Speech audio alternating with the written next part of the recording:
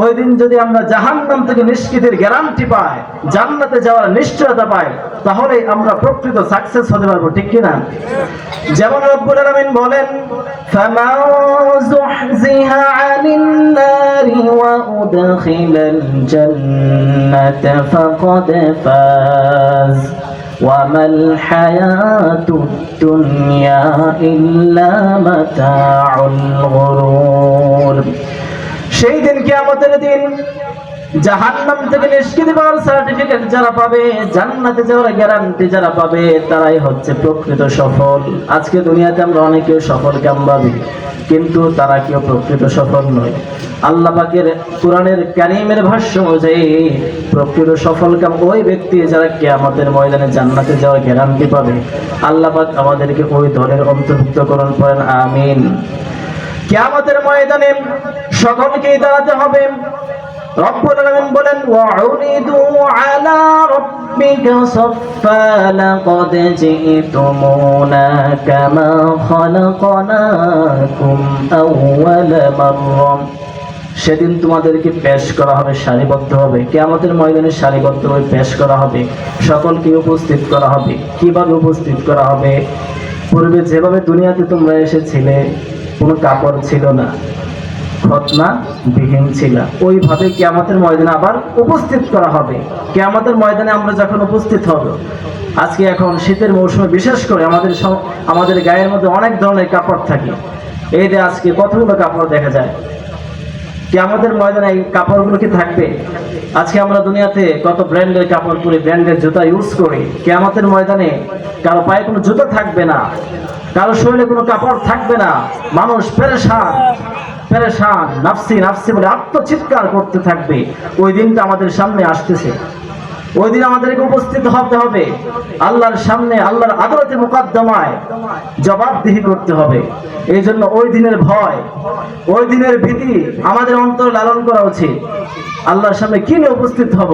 যদি আমলনামা যদি খারাপ থাকে, যদি বদ আমল দিয়ে আমাদের আমলনামা ভরে যায়, তাহলে ওই দিন বাঁচার কোনো উপায় থাকবে না। ওয়াকানা মিকদারুহু 50,000 সানা, কিয়ামতের একটা দিন হবে দুনিয়ার 50,000 বছরের সমতুল্য। আল্লাহু আকবার। এই জন্য ওই দিনের ভয় আমাদের অন্তরে লালন করা দরকার আছে না নাই? ওই দিন আল্লাহ পাক রব্বুল আলামিন সকল মানুষকে সারিবদ্ধভাবে হয়ে দাঁড়ানো হবে। ইহশারুন নাসু ইয়াওমাল কিয়ামাতি হুফাতান উরাতান গুরলা। বিশ্বনবী বলেন, কিয়ামতের ময়দানে মানুষ নগ্ন পদ, নগ্ন দেহ এবং খতনাবিহীন উপস্থিত হবে। আম্মা জান হযরত আয়েশা সিদ্দিকা রাদিয়াল্লাহু আনহা বলেন, ইয়া রাসূলুল্লাহ, সেদিন নারী পুরুষ সবাই একসাথে দাঁড়াবে। কারো গায়ের মধ্যে কোনো জামা থাকবে না, কারো পায়ের মধ্যে কোনো জুতা থাকবে না। এই অবস্থায় নারী পুরুষরা একসাথে দাঁড়াবে। কারো কি কোনো লজ্জা হবে না? আমাদের কি লজ্জা হবে না?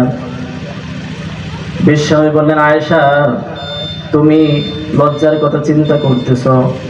ওই যে মন বিভীষিকাময় কঠিন অবস্থা হবে। মানুষের পিপাসার কারণে মানুষের জিহ্বাগুলো বের হয়ে নাভির নিচ পর্যন্ত ঝুলতে থাকবে। মানুষের পিপাসায় অস্থির হয়ে যেন চটফট করতে থাকবে, এক ফোঁটা পানির জন্য দৌড়াদৌড়ি করতে থাকবে, কিন্তু কোথাও কোনো পানি পাওয়া যাবে না। যেদিন কোনো ছেলে তার মাকে চিনবে না, মা তার ছেলেকে চিনবে না। ইয়াউমা ইয়াফিরুল মারউ মিন আখিহি ওয়া উম্মিহি ওয়া আবি ওয়া সাহিবাতিহি ওয়া বানি। সেদিন মা তার মেয়ে থেকে পলায়ন করবে, মা তার ছেলে থেকে পলায়ন করবে। মা তার সন্তানকে চিনবে না, সন্তান তার মাকে চিনবে না। স্বামী তার প্রিয়তমা, সহধর্মিনী, অর্ধাঙ্গিনী স্ত্রীকেও চিনবে না। কলিজার টুকরা ছেলেকে বাবা চিনবে না, বাবা যায়। কতটা কঠিন অবস্থা হবে সেদিন। বিষ্ণু বলেন, আয়েশা, ওই দিন তুমি লজ্জার কথা চিন্তা করো। সেদিন মানুষের অবস্থা কি হবে? একবার যে মানুষ ঊর্ধ্বমুখী হবে, একবার যে মানুষ উপর দিকে তাকাবে, নিচে তাকানোর সুযোগই হবে না। আল্লাহু আকবার। সেই দিন আমাদের সামনে আসতেছে। আমাদের সকলকে সেই দিন আল্লাহর আদালতে মোকদ্দমায় দাঁড়াতে হবে।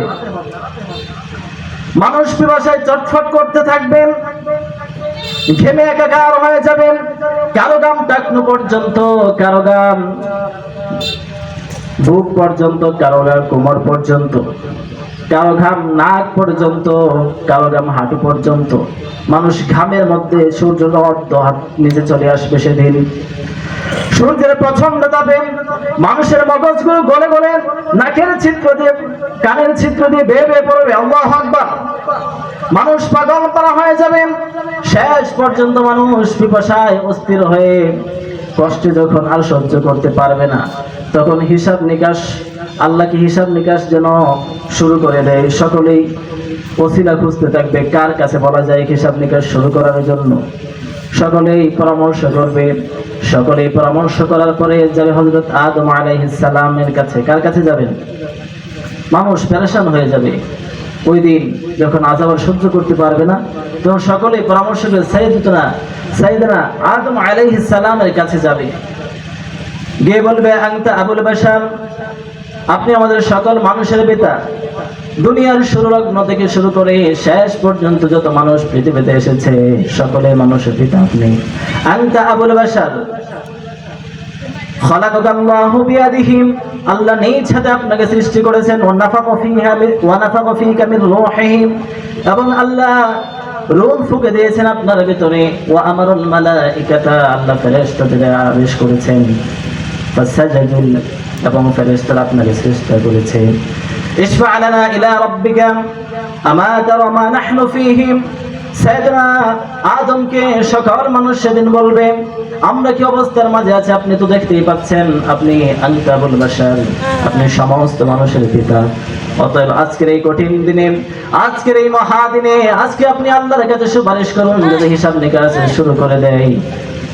আদম আলাইহিস সালাম বলবে, আমি পারবো না। কি বলবে? আমি পারবো না। তিনি বলবেন, ইন্না রাব্বি কদ গাদাবা আল-ইয়াওম গাদবান লাম ইয়াগদাব ক্বাবলাহু মিসলাহু ওয়া লা ইয়াগদাব বা'দাহু মিসলাহু। আজকে আমার প্রভু, আমার রব এতই রাগান্বিত যে ইতিপূর্বে কখনো তিনি এমন রাগান্বিত হন এবং ভবিষ্যতেও হবেন না। অথচ তোমরা অন্য কারো কাছে যাও। সকল মানুষ তখন যাবে হযরতে নূহ আলাইহিস সালামের কাছে যাবে। গিয়ে বলবে, ইয়া নূহ আনতা আউয়ালুর রাসূল ইলা আহলিল আরদি, আপনি হচ্ছেন এই পৃথিবীতে কাফেরদেরকে দাওয়াত দেওয়ার ব্যাপারে সর্বপ্রথম রাসূল। অতএব আপনি আল্লাহর কাছে সুপারিশ করুন। নূহ আলাইহিস সালাম অপারগতা পেশ করবে, নাফসি নাফসি বলবে। এরপর মানুষ হযরত ইব্রাহিম আলাইহিস সালামের কাছে যাবে। ইব্রাহিম আলাইহিস সালামের কাছে গিয়ে বলবে, আনতা নাবিয়ুল্লাহ খলিলুহু মিন আহলিল আরদি, আপনি হচ্ছেন আল্লাহর নবী, আপনি আল্লাহর খলিল, আপনি আল্লাহর বন্ধু, আপনি আল্লাহর কাছে সুপারিশ করুন। ইব্রাহিম আলাইহিস সালাম বলবে, আজকে আমার রব এতই রাগান্বিত যে ইতিপূর্বে কখনো এমন রাগান্বিত হননি, ভবিষ্যতেও হবেন না। অতএব আজকে তিনিও আজকের এই মহাদিনে নাফসি নাফসি বলতে থাকবে। এরপর মানুষ যাবে হযরত মূসা আলাইহিস সালামের কাছে। মূসা আলাইহিস সালামের কাছে গিয়ে বলবে, আনতা কালিমাতুল্লাহ, আপনি কালিমাতুল্লাহ, সরাসরি আপনি আল্লাহর সাথে কথা বলেছেন, আল্লাহর কাছে আপনি একটু সুপারিশ করুন। সকলে তখন মূসা আলাইহিস সালাম তিনি অপারগতা পেশ করবেন। তিনি বলবেন, ইন্নী কাতালতু কাতলান লাম উমার বিকাতলিহা নাফসি নাফসি ইযহাব ইলা গায়রি, তিনিও বলবেন অন্য কারো কাছে যাও। তখন মানুষ যাবে শেষ পর্যন্ত ঈসা আলাইহিস সালামের কাছে। ঈসা আলাইহিস সালামের কাছে যাওয়ার পরে তিনি অপারগতা পেশ করবেন।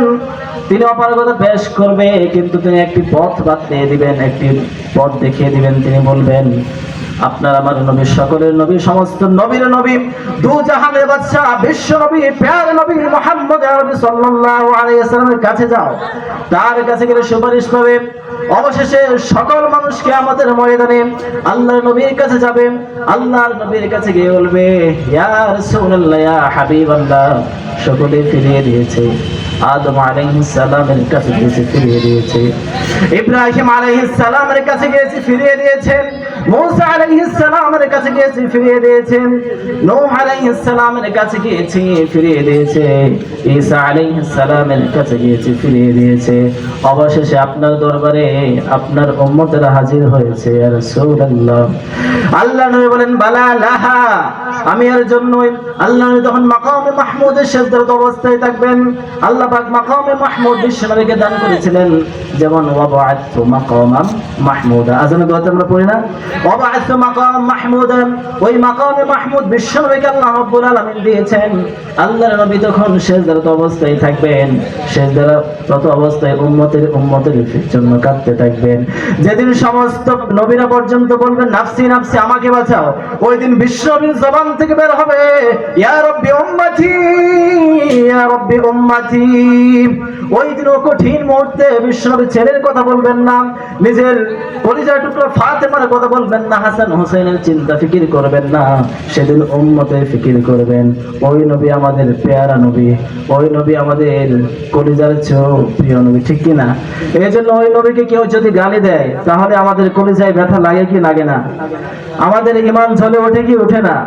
যারা বিশ্ব নবীকে গালি দেয় ওরা জাহান্নামের নরকিট, ওরা পিতৃ পরিচয়হীন যারা সন্তান, চিল্লা বলেন ঠিক কি না?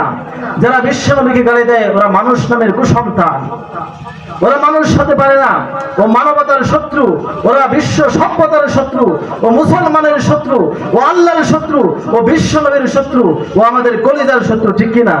এই জন্য যারা বিশ্ব নবীকে গালি দেয় ওদের কোনো অবস্থান বাংলার জমিনে হতে পারবে না, ঠিক কিনা? বিশ্ব নবীকে গালি দিলে মুসলমানের কলিজার মধ্যে ব্যথা লাগে কি লাগে না?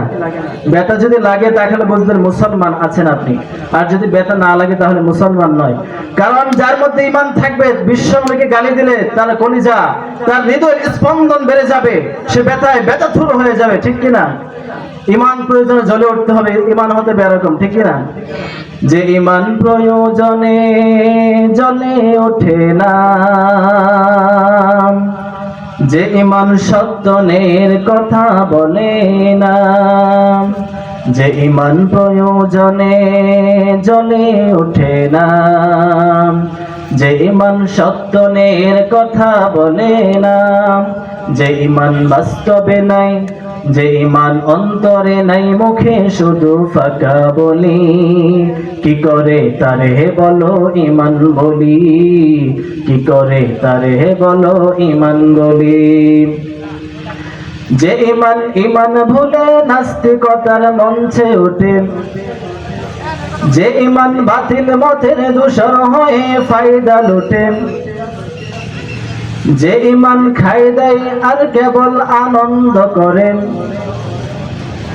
যে ঈমান খায় দেয় কেবল আনন্দ করে, যে ঈমান দেখে না যে ফিলিস্তিনে ভাইরা মরে, যে ঈমান অন্তরে নাই, যে ঈমান ময়দানে নাই, মুখে শুধু ফাঁকা বলি, কি করে তারে বলো ঈমান বলি, কি করে তারে বলো ঈমান বলি, ঠিক কিনা? ঈমান জ্বলে উঠতে হবে। এজন্য বিশ্বনবী হচ্ছে আমাদের পেয়ারা নবী। ওই দিন যেদিন কিয়ামতের ময়দানে পিতা মাতাকে চিনবে না, মাতা সন্তানকে চিনবে না, স্বামী তার প্রিয়তম স্ত্রীকে চিনবে না, স্ত্রী স্বামী থেকে চিনবে, যেদিন মুক্তিপণ হিসাবে সমস্ত পৃথিবীকে মানুষ উপস্থাপন করবে, সেই দিনও একজন নবী উম্মতের দরদী হয়ে আল্লাহর দরবারে সিজদায় অবনমিত থাকবেন। তিনি কে? চিৎকার করে বলেন তিনি কে? এই জন্য ওই বিশ্ব নবীকে আমাদের পেয়ারা নবী, তিনি আমাদের কলিজার টুকরা, কলিজার চাইতে আমরা তাকে বেশি ভালোবাসি, ঠিক কিনা? বিশ্বনবীর ভালোবাসা ছাড়া কি আমাদের ময়দানে সুপারিশ পাওয়া যাবে? আর বিশ্বনবী যদি সুপারিশ না করেন জান্নাতেও যাওয়া যাবে না। তো যে কথা বলতেছিলাম, কিয়ামতের কঠিন ময়দানে যখন হিসাব নিকাশ শুরু করার জন্য বিশ্বনবীর কাছে যাবে, বিশ্বনবী যখন আল্লাহর দরবারে সুপারিশ করবেন, আল্লাহ পাক বিশ্বনবীকে ডাক দিয়ে বলবেন ইরফা রাসাক, নবী মাথা উঠান, শান্তমতম, আপনি যে আজকে বলবেন সব কিছু গ্রহণ করা হবে, ইশফা তুশফা, আপনি যার জন্য সুপারিশ করবেন তাকে জান্নাতে প্রবেশ করানো হবে। তিরমিজির শরীফের এক হাদিসের বর্ণনা অনুযায়ী আল্লাহর নবীকে তখন আল্লাহ পাক সুপারিশের ক্ষমতা দান করবেন। তখন আল্লাহ রাব্বুল আলামিনের ফয়সালা অনুযায়ী বিশ্বনবী তার একদল উম্মতকে জাহান্নাম থেকে এনে সোজা জান্নাতের মধ্যে বিনা হিসাবে প্রবেশ করিয়ে দিবেন। সুবহানাল্লাহ। এই জন্য কিয়ামতের ময়দানে আমাদেরকে দাঁড়াতে হবে কি হবে না? ওই দিন কোনো কিছু কাজে আসবে না, স্ত্রী সন্তান কোনো কিছু কাজে আসবে? ইয়াউমা লা ইয়ানফা'ু মালুন ওয়ালা বানুন ইল্লা মান আতাল্লাহা বিকলবিন সালিম। পড়েন আল্লাহু আকবার। সেদিন সন্তান সন্ততি ধন সম্পদ জনসম্পদ কোনো কাজে আসবে না, পরিচ্ছন্ন অন্তর স্বচ্ছ হৃদয় সেদিন কাজে আসবে, আর কোনো কিছু কাজে আসবে না। সেই দিন সব আমলনামা আল্লাহর সামনে প্রকাশ হয়ে যাবে। সেদিন অনেক অপরাধীরা মুক্তিপণ হিসেবে দিতে চাইবে নিজের ছেলেকে, নিজের স্ত্রীকে। ইয়াওয়াদ্দুল মুজরিমু লাউ ইফতাদি মিন আযাবি ইয়াউমিযিন বিবানি। সেদিন মুজরিমরা, অপরাধীরা, পাপীরা সেদিন নিজের সন্তান সন্ততিকে মুক্তিপণ হিসেবে আল্লাহর কাছে দিয়ে মুক্তি পেতে চাইবে জাহান্নাম থেকে। ওয়া সাহিবাতিহি ওয়া আখিহি ওয়া ফাসিলাতিহি আল্লাতী তুযিম ওয়া মান ফিল আরদি জামিআ সুম্মা ইউনজি। এমনকি সমস্ত পৃথিবীর সব কিছু দিয়ে হলো সেদিন জাহান্নাম থেকে নিষ্কৃতি চাইবে। আল্লাহ বলবেন কাল্লা, নেভার, কখনোই না, কখনো এগুলো অ্যাকসেপ্ট করা হবে না, গ্রহণ করা হবে না। সেদিন আর কোন অজুহাত কাজে আসবে না। সেদিন সকল আমলনামা আল্লাহর সামনে পেশ হয়ে যাবে। ইয়াউমাইযিন তু'রাদুনা লা তাখফা মিনকুম খাফিয়া। সেদিন সমস্ত গোপন বিষয় আল্লাহর সামনে প্রকাশ পেয়ে যাবে। ইয়াউমাইযিন তুহাদ্দিসু আখবারাহা। সেদিন জমিন সবকিছু বলে দেবে। আপনি যা করেছেন, আপনি যা বলেছেন, আপনি যা দেখেছেন, সেদিন সবকিছু প্রকাশ পেয়ে যাবে।